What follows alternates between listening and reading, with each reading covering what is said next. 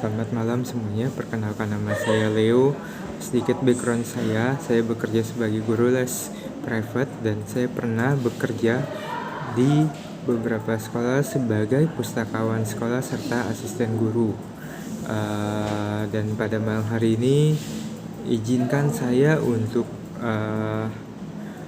membagikan sedikit pelajaran bahasa Indonesia.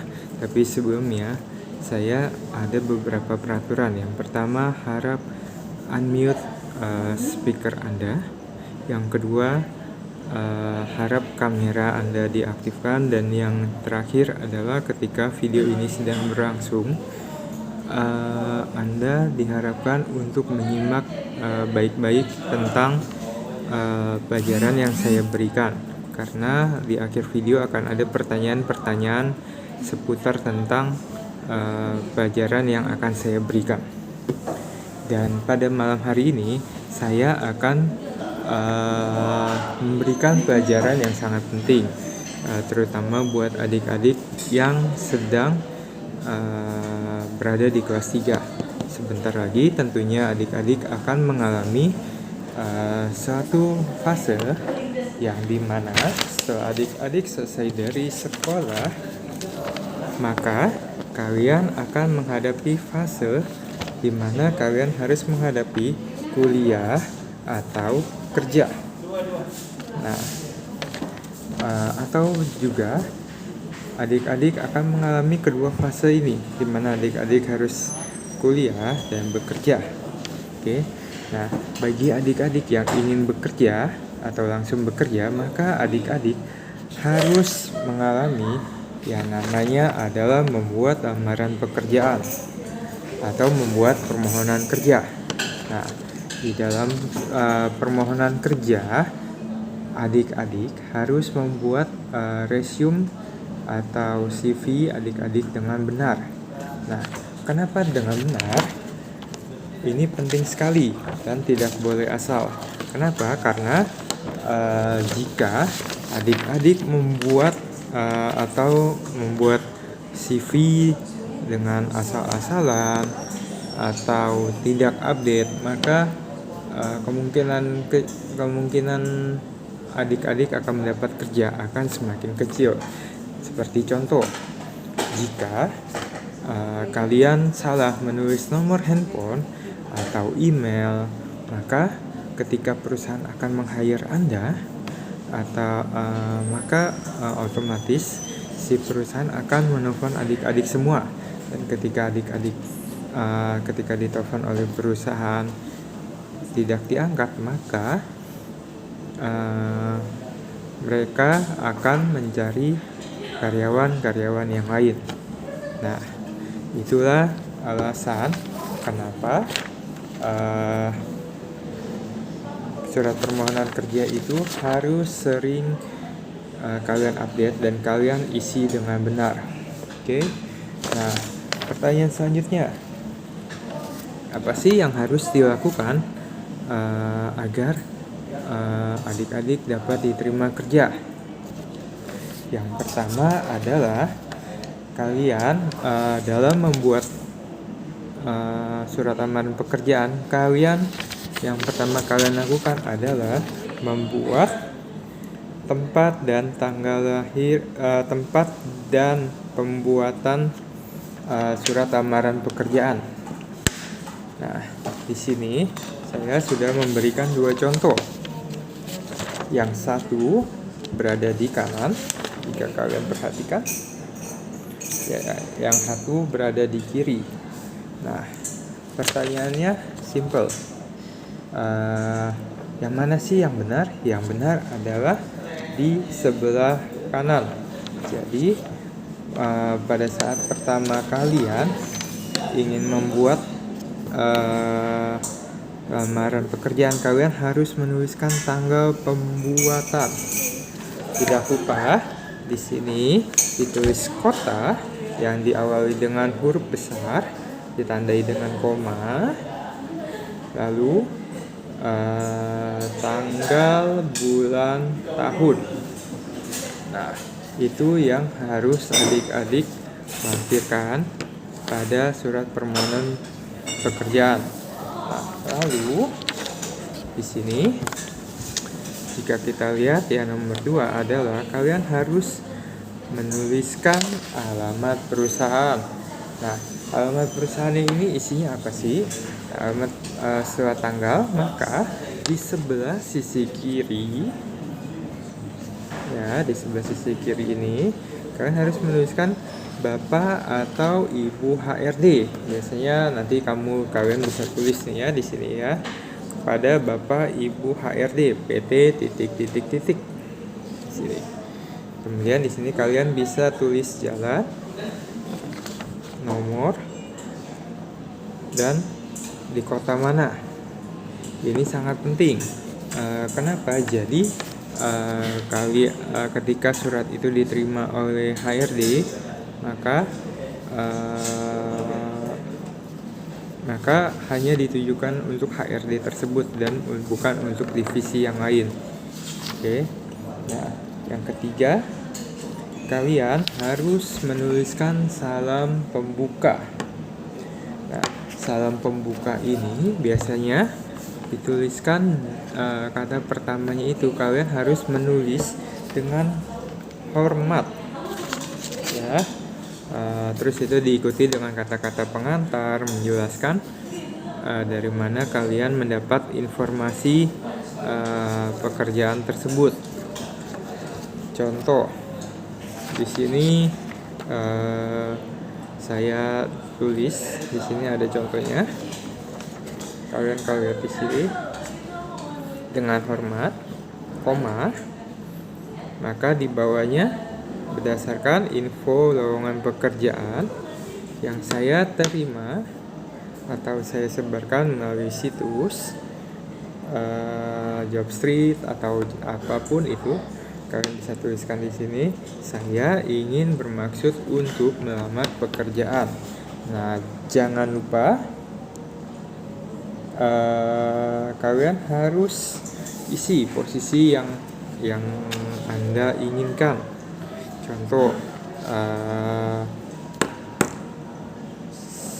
Contoh, saya ingin bermaksud untuk mengajukan lamaran pekerjaan di perusahaan Bapak atau Ibu pimpin untuk menempati posisi sebagai guru les atau posisi apapun itu. Nah, dan yang keempat itu ada yang namanya isi surat.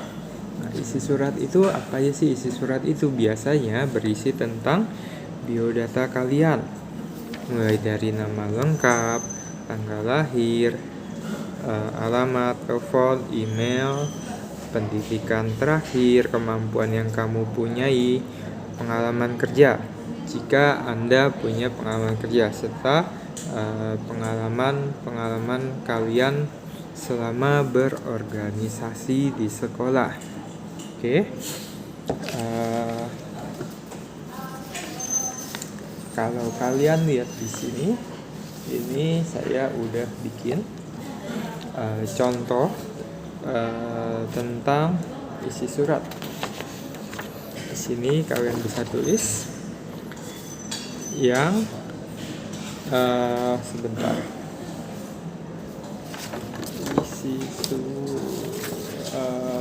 Sebentar.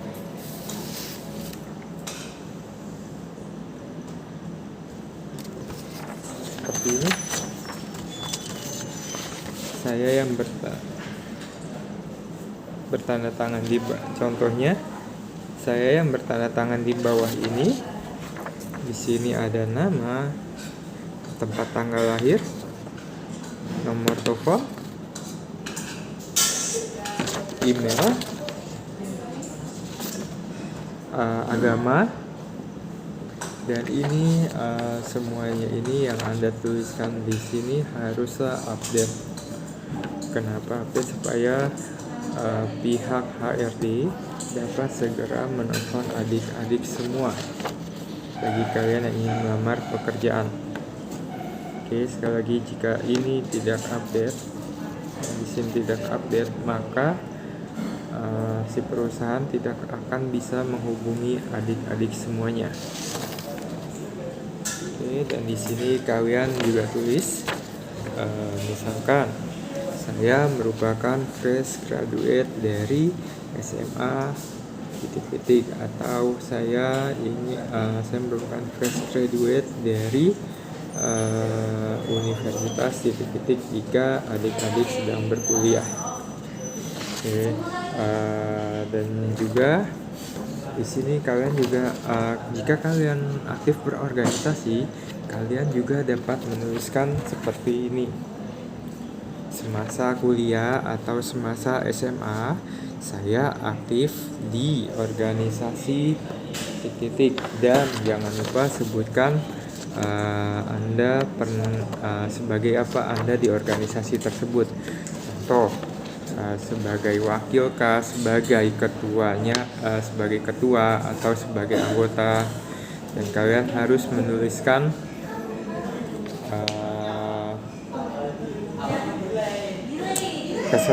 kepesertaan Anda di sana. Oke. Dan selain itu Anda juga bisa tulis di sini tentang hobi Anda atau kelebihan yang Anda punyai. Contoh, kalau di sini saya menulis tentang Denny ini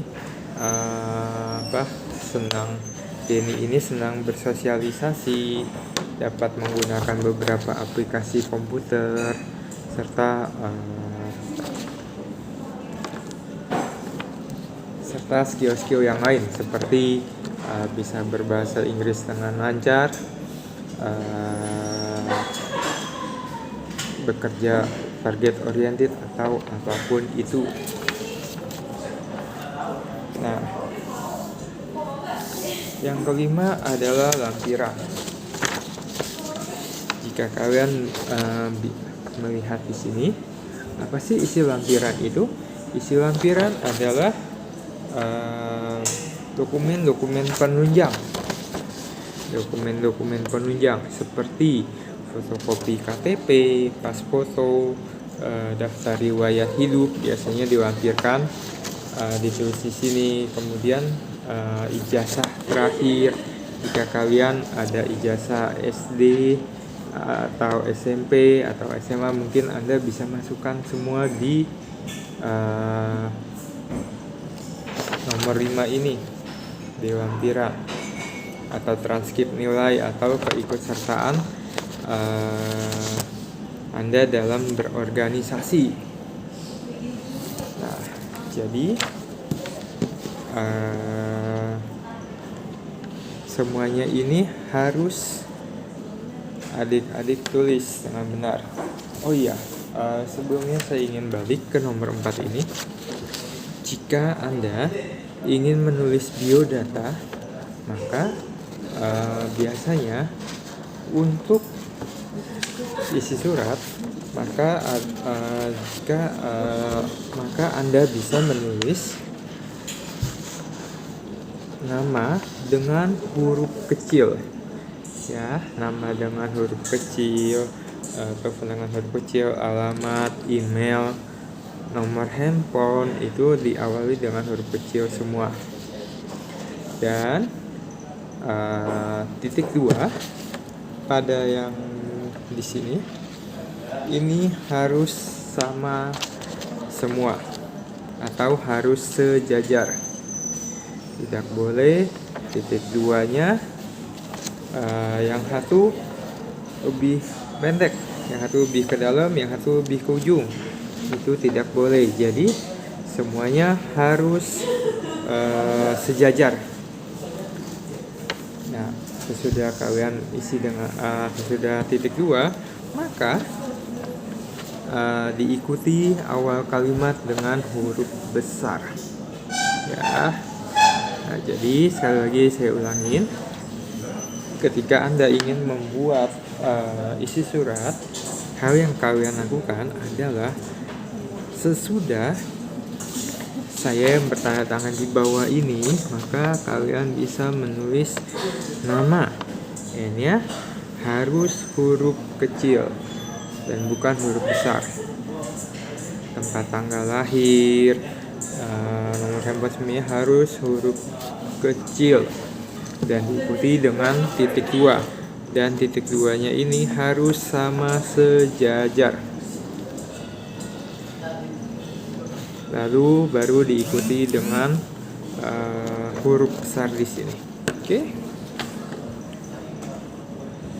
Nah,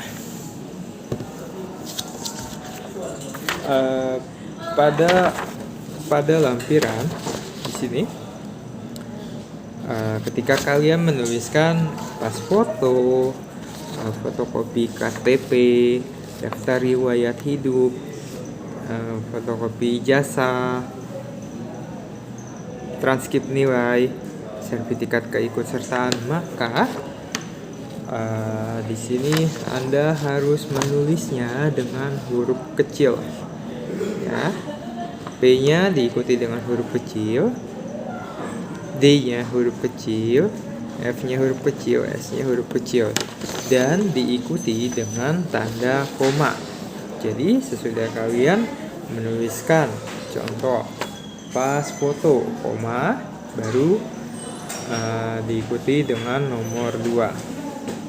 Ya. Nah, sesudah itu, sesudah Anda memberikan lampiran, di sini ada yang namanya penutup surat. Nah, apa sih penutup surat itu? Isi dari penutup surat adalah harapan kita supaya kita dapat diterima bekerja di perusahaan tersebut.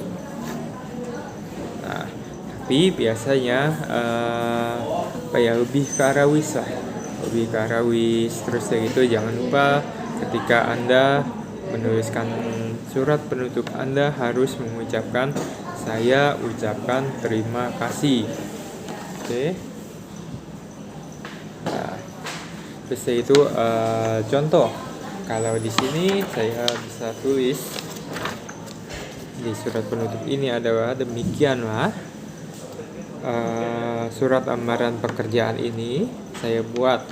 Saya harapkan Bapak Ibu HRD bisa atau dapat mempertimbangkan dan memberi saya kesempatan untuk menjelaskan potensi yang ada di dalam diri saya.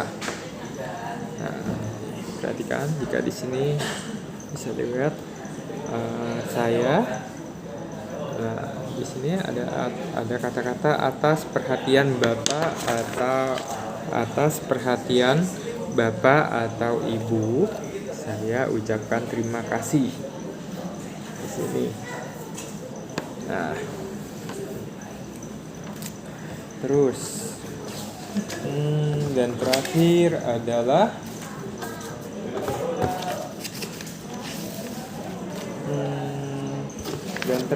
adalah tanda tangan pelamar. Jika kalian sudah menuliskan tentang salam pembuka, terus itu isi surat, alamat perusahaan, lampiran, dan tidak lupa juga kalian harus melampirkan tanda tangan kalian. Ya. Nah, pertanyaannya satu. Biasanya tanda tangannya itu berada di samping kiri atau samping kanan. Biasanya banyak pertanyaan umum seperti itu. Pada umumnya tanda tangannya dilakukan di pojok kanan bawah. Di pojok kanan bawah. Ya, seperti ini. Ya. Jadi kalian dapat melakukan atau dapat mencoba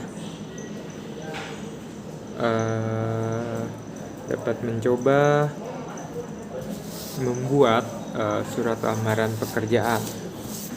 Nah, namun sekarang juga sering dengan perkembangan zaman, biasanya surat-surat lamaran itu pada umumnya adalah modern atau lebih dimodifikasi, dan kalian bisa menggunakan berbagai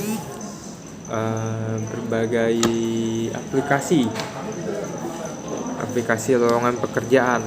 Namun jangan lupa, jika Anda semua ingin melamar pekerjaan dengan aplikasi kah, atau mungkin dengan mengetik di Microsoft Word atau PowerPoint, tetap Anda harus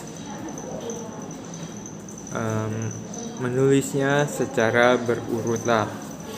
Ingat, sekali lagi, yang pertama adalah Anda harus membuat salam pembuka. Kemudian Anda harus menuliskan alamat yang dituju atau HRD, alamat PT yang Anda inginkan. Yang ketiga, Anda membuat tadi apa? Ada yang tahu adik-adik? Ya, yang ketiga adalah salam pembuka. Lalu ada isi surat, ya, ada lampiran, ada salam penutup. Oke, terus biasanya jika Anda sudah menuliskan ini semua, yang seperti yang saya bilang seperti tadi, dan jangan lupa biasanya cantumkan pas foto Anda di sebelah kiri. Di sebelah kiri laman pekerjaan Anda dapat men-staples pas foto Anda beserta dengan KTP Anda.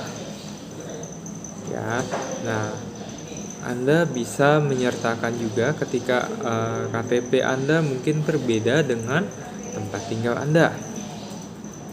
Anda bisa juga mencantumkan di isi surat Anda alamat sekarang dan alamat yang tercantum di KTP. Supaya kenapa? Supaya nanti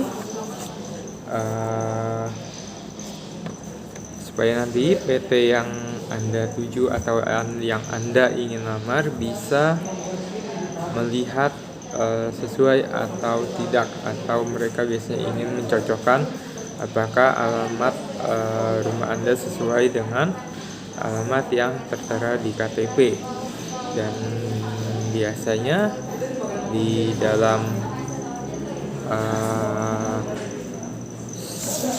Anda mengirimkan surat lamaran pekerjaan, biasanya Anda harus mencantumkan foto. Itu biasanya 3x4 lah ya, biasanya seperti itu. Oke. Mungkin saya ingin membuat beberapa pertanyaan untuk adik-adik semua. Tolong dicatat pertanyaannya. Nomor 1, apa saja yang tergolong dalam isi surat? Saya ulangin, apa saja yang tergolong dalam isi surat? Pertanyaan yang kedua,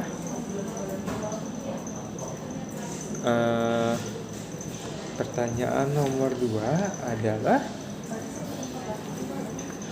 apa yang harus dilakukan pertama kali ketika Anda membuat surat lamaran pekerjaan? Apa yang harus Anda lakukan pertama kali dalam menulis surat lamaran pekerjaan? Pertanyaan nomor 3, ketika Anda membuat tempat dan tanggal pembuatan surat lamaran, di manakah letak untuk menulis surat lamaran? Saya ulangin, ketika Anda membuat tanggal tempat pembuatan surat, di manakah Anda harus mencantumkan tempat dan tanggal pembuatan surat di sebelah kiri kah atau di sebelah kanan kah. Yang keempat,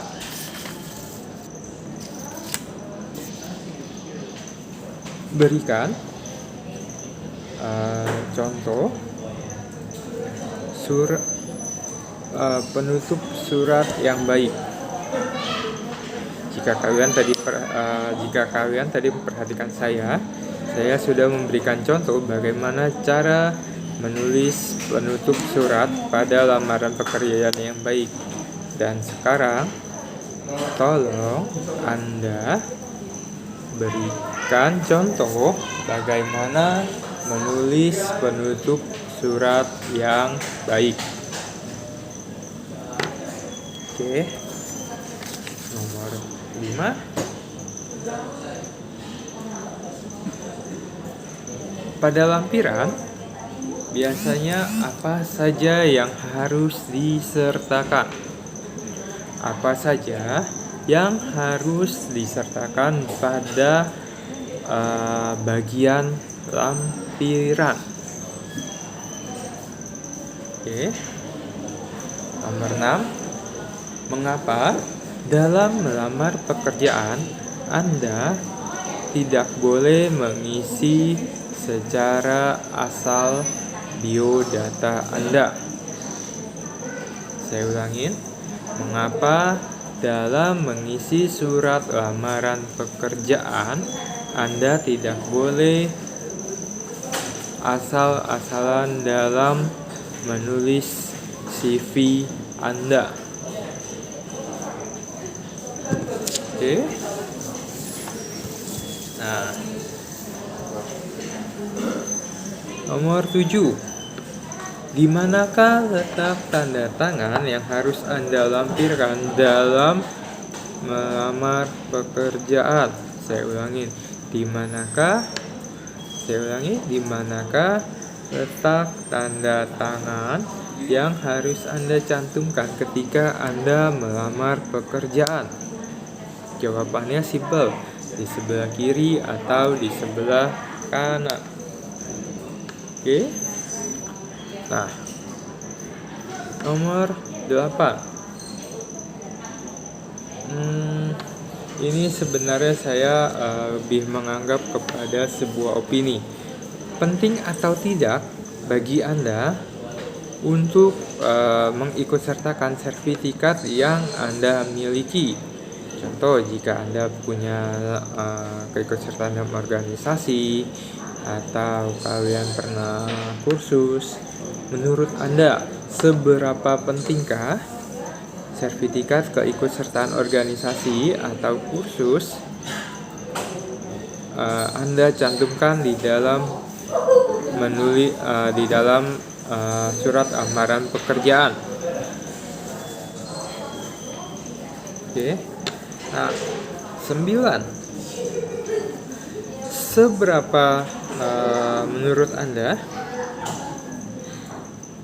mengapa sih kita harus sopan atau ketika kita menulis salam pembuka pada surat lamaran pekerjaan kita, mengapa kita harus menulis dengan bahasa yang sopan dan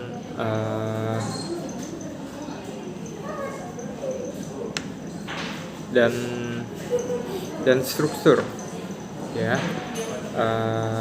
Mengapa dalam menulis surat lamaran pekerjaan pada salam pembuka kita harus menulis kata-kata tersebut dengan sopan? Biasanya ditulis kan pada materi saya ditulis dengan hormat. Mengapa ada kata dengan hormat? Oke, kalian bisa kirim jawaban kalian ke email saya. Saya tunggu 3 hari setelah pembelajaran ini selesai, atau setelah video ini saya berikan kepada Anda. Anda harus menjawab semua pertanyaan saya dan saya tunggu selama 3 hari. Dan nanti akan saya berikan penilaian kepada Anda. Terima kasih atas kesempatan yang telah diberikan kepada saya. Selamat malam.